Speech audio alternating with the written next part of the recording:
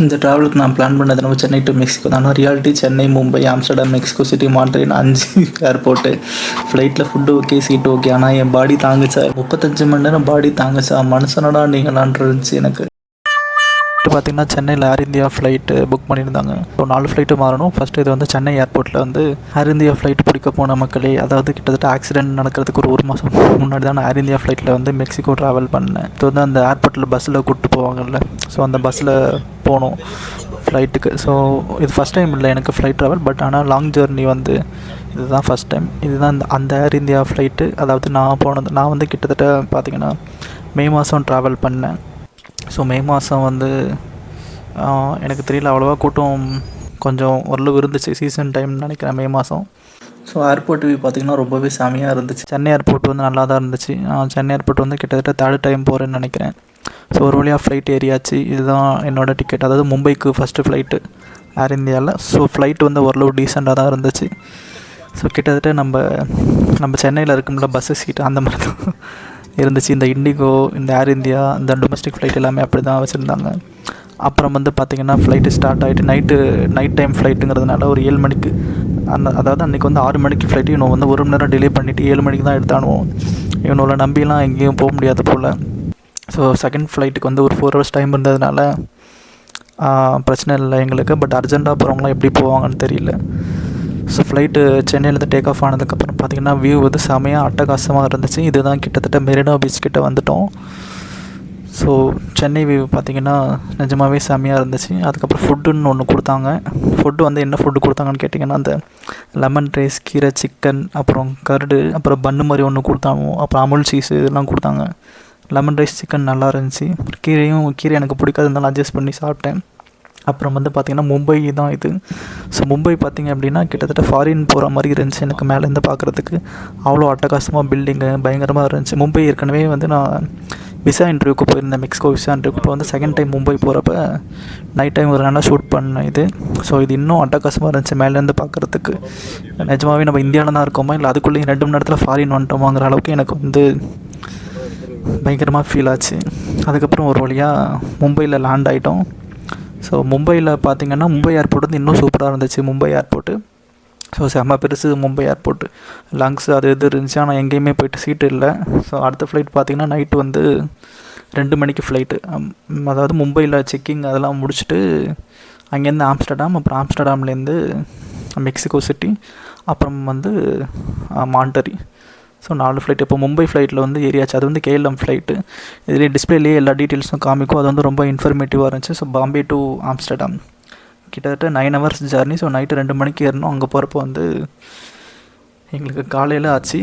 So மும்பையில் ஏறிட்டு என்ன பண்ணேன் அப்படின்னா, நைட்டு தூங்கிட்டேன். காலையில் ஏஞ்சி பார்த்தா விடிஞ்சிடுச்சு. எப்போ விடிஞ்சது என்ன டைம் ஒன்றுமே புரியல. பட் அந்த சன்ரைஸ் வந்து அட்டகாசமாக இருந்துச்சு ஃப்ளைட்லேருந்து பார்க்குறப்ப. ஸோ இந்த மாதிரி ஃப்ளைட்டில் சன்ரைஸ்லாம் நான் பார்த்ததே இல்லை. ஸோ அதுவும் அந்த red sky, blue sky, dark sky எல்லா கலரில், அப்புறம் சன்னு. ஸோ நேச்சர் வந்து செம்மையாக இருந்துச்சு. இது தாண்டி இன்னும் நிறைய நேச்சுரல் சீன்ஸ்லாம் ஷூட் பண்ணியிருக்கோம். ஸோ இந்த வீடியோவில் வந்து நடுவில் வரும் அதெல்லாம். ஸோ அதுக்கப்புறம் அந்த ஃப்ளைட்டில் சாப்பாடு ஒன்று கொடுத்தாங்க. அதுவுமே கிட்டத்தட்ட அந்த இட்லி, தோசை அதெல்லாம் கொடுத்தாங்க. பட் இட்லி வந்து சுமாராக தான் இருந்துச்சு. தோசையுமே ஒரு நாள் முன்னாடி சுட்டா மாதிரி இருந்துச்சு. ஏன்னா ஃப்ளைட்டுங்கிறதுனால அப்படி தான் இருந்துச்சு. அப்புறம் ஃப்ளைட்டில் வந்து ரூட்டு காமிக்கும். இப்போ போகிறோம் அப்படின்னா எந்த ரூட்டில் போகிறோம் அதெல்லாம் அந்த டிஸ்பிளேயில் காமிக்கும். இது தாங்க இருக்கிறதுலே செமையான வியூ. ஸோ ஸ்கை கிட்டத்தட்ட க்ளவுட், இந்த மாதிரி நான் க்ளவுட் வந்து நான் பார்த்ததே இல்லை. கீழே இருந்து தான் பார்த்துருப்போம் எல்லோரும். ஸோ வானத்தில் மேலே போகிறப்ப இந்த மாதிரி தான் இருந்துச்சு க்ளவுடு. ஸோ எனக்கு கிட்டத்தட்ட அந்த வாஷிங் மிஷின் துணிலாம் தூக்கி நுர ஒன்று வரும் தெரியுமா, அந்த நுர மேலே பறந்த மாதிரி அவ்வளோ ஃபீலிங்காக செமையாக இருந்துச்சு. ஸோ அதுக்கப்புறம் அதில் வந்து ரூட்டு எல்லாமே காமிப்பாங்க, எந்த ரூட்டில் போகிறோம், எந்தெந்த கண்ட்ரி வழியாக போகிறோம் அப்படின்னு. ஆம்ஸ்டர்டாம் பார்த்திங்கன்னா கிட்டத்தட்ட ஜெர்மனி கிட்ட தான் இருந்துச்சு. ஸோ ஒரு வழியாக ஆம்ஸ்டர்டாம் வந்துட்டோம்னு நினைக்கிறேன். ஸோ ஆம்ஸ்டர்டாம் பார்த்திங்கன்னா ஃபுல்லாகவே ஃபேக்ட்ரி, ஸோ வயல் அது இதுன்னு அட்டகாசமாக வியூ இருந்துச்சு. ரொம்பவே நேச்சுரலான கண்ட்ரி மாதிரி இருந்துச்சு. ஸோ கிட்டத்தட்ட இந்தியாவில் பறக்கிற மாதிரியே எனக்கு ஒரு ஃபீல் ஆச்சு. ஏன்னா இந்தியாவிலையுமே இப்படி தான் பார்த்திங்கன்னா வயல், காடு, ஃபேக்ட்ரின்னு எல்லாமே மிக்ஸ் ஆகி இருக்கும். ஸோ அந்தளவுக்கு ரொம்ப சூப்பராக இருந்துச்சு ஆம்ஸ்டர்டாம். எனக்கு ரொம்ப பிடிச்சிருந்துச்சி ஆம்ஸ்டர்டாம். ஏன்னு கேட்டிங்கன்னா அந்த லொக்கேஷன், அந்த கண்ட்ரி நேச்சர் எல்லாமே எனக்கு செமையாக பிடிச்சிருந்துச்சி. ஸோ ஒரு வழியாக பார்த்திங்கன்னா ஆம்ஸ்டர்டாமில் வந்து லேண்ட் ஆக போகிறோம். ஸோ அப்புறம் வந்து ஒரு வழியாக ஆம்ஸ்டர்டாம் வந்துவிட்டோம். இப்போ ஆம்ஸ்டர்டாமில் வந்து பார்த்திங்கன்னா கேஎல்எம் ஃப்ளைட்டு செம்ம பெருசு நான் பார்த்ததுலையே. ஸோ இன்டர்நேஷ்னல் ஏர்போர்ட் இப்போ தான் நான் ஃபஸ்ட் டைம் கண்ட்ரி விட்டு, அதாவது லாங் ஜர்னி பண்ணி வெளில வரேன். ஸோ அதுவும் அந்த ப்ளூ கலரு கேஎல்எம்னா இது டச் ஏர்லைன்ஸ் ஃப்ளைட் அது. ஸோ இந்த ஏர்போர்ட் வந்து செமையாக இருந்துச்சு. ஸோ அங்கே வந்து பார்த்திங்கன்னா லேவர் வந்து 6 hours லேவர் அங்கேயுமே வந்து அதெல்லாம் இருந்துச்சு. பட் எங்கேயுமே இடம் கிடைக்கல. ப்ரியாரிட்டி பாஸ் கார்டுன்னு ஒன்று இருக்கும், அது வாங்கி வச்சா இன்டர்நேஷ்னல் டொமைனில் வந்து 6, இதில் 12ன்னு சொல்லுவாங்க. பட் எல்லா இடத்துலையும் கூட்டம். அப்புறம் பார்த்திங்கன்னா ஃப்ளைட் ஏறிட்டேன் ஆம்ஸ்டர்டாமில் செம வெயில் காலையில் பகல்னால. அப்புறம் அதில் வந்து இந்த இது ஒன்று வச்சுருந்தாங்க, ப்ளூ கலரு எல்லோ கலருன்ட்டு வரும், அந்த பட்டன் மாதிரி ஒன்று இருந்துச்சு இதில் கிளாஸில். அதை அமுக்கி விட்டோம் அப்படின்னா ப்ளூ கலர் வந்துச்சுன்னா கொஞ்சம் கூலிங்காக இருக்கும், மஞ்சள் கலர்னால் ஹீட்டு தெரியும் அப்படியே. ஸோ நமக்கு வந்து ஹெவி வெயில்லாம் செட் ஆகலை அப்படின்ட்டு ப்ளூ கலரு மஞ்சள் கலர்னு மாற்றி போட்டு போயிட்டேன். நான் உட்காந்த கண்ணாடி பார்த்திங்கன்னா கொஞ்சம் ஸ்க்ராட்ச் விழுந்துருந்துச்சி. ஸோ அதுலேருந்து எடுத்து ஆம்ஸ்டர்டாம் மேலே பறந்துக்கிட்டு இருக்க வியூ தான் இது இப்போ பார்க்குறது. ஸோ பொறுமையாக ஃப்ளைட்டு கிளம்ப ஆரம்பிச்சது. ஆம்ஸ்டர்டாம்லேருந்து கிளம்பி ஆம்ஸ்டர்டாம் டு மெக்சிகோ பார்த்திங்கன்னா ஒரு 12 மணி நேரம் கிட்ட ஜர்னி. ஸோ ஆம்ஸ்டர்டாம்லேருந்து மெக்சிகோ போகிற ரூட் பார்த்திங்கன்னா யூகே, லண்டன், அப்புறம் கனடா, யூஎஸ்ஏ அந்த நாடு வேலையால் பறந்துச்சு. ஸோ நான் மேலேருந்து வந்து எல்லா கண்ட்ரியும் பார்க்க சான்ஸ் கிடச்சிது எனக்கு. யூஎஸ், கனடான்ட்டு அந்த டிஸ்பிளேயில் காமிச்சாங்க. ஸோ கிட்டத்தட்ட ஒரு 7-8 கண்ட்ரி ஃப்ளைட்டு மேலேருந்தே பார்த்துருப்பேன். ஸோ எல்லாமே செம வியூவாக இருந்துச்சு, எதுவுமே சான்ஸே இல்லை. ஸோ அட்டகாசமாக இருந்துச்சு. அதுக்கப்புறம் பார்த்திங்கன்னா சாப்பாடு மறுபடியும் கொண்டு வந்து கொடுத்தாங்க. இது வந்து பார்த்திங்கன்னா அந்த எதுவுமே சிக்கன், அந்த கீரை இனம், அப்புறம் வந்து பொட்டேட்டோவும் இதுவும் மிக்ஸ் பண்ணி ஒன்று கொடுத்துருந்தாங்க. பொட்டேட்டோவும் அது நல்லா இல்லை, அவ்வளோவா எனக்கு பிடிக்கல. இருந்தாலும் அட்ஜஸ்ட் பண்ணி சாப்பிட்டுட்டு அப்படியே போயிட்டு இருந்தேன். ஆனால் 9 hours, 10 hours, 12 hours, 32 மணி நேரம்லாம் மனசாட்சியே இல்லாமல் ஒரு ஊர் இருக்கும், இவ்வளோ தூரம் ட்ராவல் பண்ணுவோம் அப்படின்லாம் நான் கனவுல கூட நினச்சி பார்த்ததில்ல. ஸோ அந்தளவுக்கு லாங் ஜர்னி லைஃப்லேயே, அதுவும் ஃப்ளைட்டில் ஃபஸ்ட் டைம் 35 மணி நேரம். என் லைஃப்லேயே லாங் ஜர்னின்னு பார்த்திங்கன்னா ஒரு 12 hours தான் போயிருக்கேன். இதுக்கு முன்னாடி அதுவும் ட்ரெயினில், பஸ்ஸில் அந்த மாதிரி தான் போயிருக்கேன். ஸோ கண்ட்ரி விட்டு எங்கேயுமே தாண்டினதில்லை. தாய்லாந்து கூட ஒரு டைம் போயிருக்கேன், அது பார்த்திங்கன்னா 4 மணி நேரம் 5 மணி நேரத்தில் போயாச்சு. பட் இதெல்லாம் செம தூரம், சான்ஸே இல்லை. எப்படி தான் மக்கள்லாம் இங்கே போயிட்டு வராங்களோ எனக்கு தெரியல. ஸோ இதுவுமே வந்து ஒரு 20 hours கிட்ட எனக்கு பகல்லே தான் இருந்துச்சு டைம் ஜோன். ஸோ இந்தியாவிலேருந்து ட்ராவல் பண்ண ஃபுல்லாகவே பகல் தான் வந்துச்சு எனக்கு. ஸோ ஆம்ஸ்டர்டாமில் வரும்போதே எனக்கு பகலாக இருந்ததுனால, ஸோ ஆம்ஸ்டர்டாமுக்கு அப்புறம் மெக்சிகோ சிட்டி போகிற வரைக்குமே பகலாக தான் இருந்துச்சு. இந்த மேப்பில் தான் அடிக்கடி ரூட் பார்த்துப்பேன், எனக்கு எந்த ரூட்டில் ஃப்ளைட் போகுது எல்லாமே அதிலே காமிக்கும். அந்த இன்டர்நேஷ்னல் ஃப்ளைட்லலாம் பார்த்திங்கன்னா ட்ரிப்பு மாதிரி ஒன்று வச்சுருப்பாங்க. ஸோ இதில் பார்த்திங்கன்னா யூஎஸ், கனடா வழியாக மெக்சிகோ வரைக்கும் ரூட்டு காமிக்கும். ஸோ அந்த மேப்பு தான் நான் பார்த்துக்கிட்டு இருந்தேன் அடிக்கடி. இதுவுமே அட்டகாசமான ஸ்கை வியூ. இதுதான் கிட்டத்தட்ட மெக்சிகோன்னு நினைக்கிறேன். ஸோ மெக்சிகோ பார்த்திங்கன்னா ஃபுல்லாகவே மலைப்பகுதி, அப்புறம் பாலைவனம் எல்லாமே மிக்ஸாக இருக்கிற ஒரு கண்ட்ரி மாதிரி தான் இருந்துச்சு. அதாவது வானத்துலேருந்து பறந்த எஃபெக்ட் வச்சு நான் சொல்கிறேன். ஸோ மெக்சிகோ சிட்டிக்கிட்ட வந்து பார்த்திங்கன்னா கிளைமேட் பயங்கரமாக இருந்துச்சு. இந்த மழை வர மாதிரியே இருந்துச்சு பயங்கரமாக. அந்த க்ளவுடு, இந்த மாதிரி பயங்கர க்ளவுடியாலாம் நான் பார்த்ததில்ல ஃப்ளைட்டில். டக்குன்னு எனக்கு பயம் வந்துருச்சு, மழைக்கெல்லாம் வந்துருப்போம், ஃப்ளைட் ஏதாச்சும் ஆகிடுப்போம்லாம். ஏன்னா லாங் ஜர்னி போனதில்லை இது வரைக்கும், அதனால் செம பயம். உயிரை கையை பிடிச்சிட்டு பறந்தோன்னு சொல்லலாம். பயங்கர தூக்க கலக்கம் வேலை, ஏன்னா கண்டினியூஸாக ஜர்னினால் முடியல சுத்தமாக.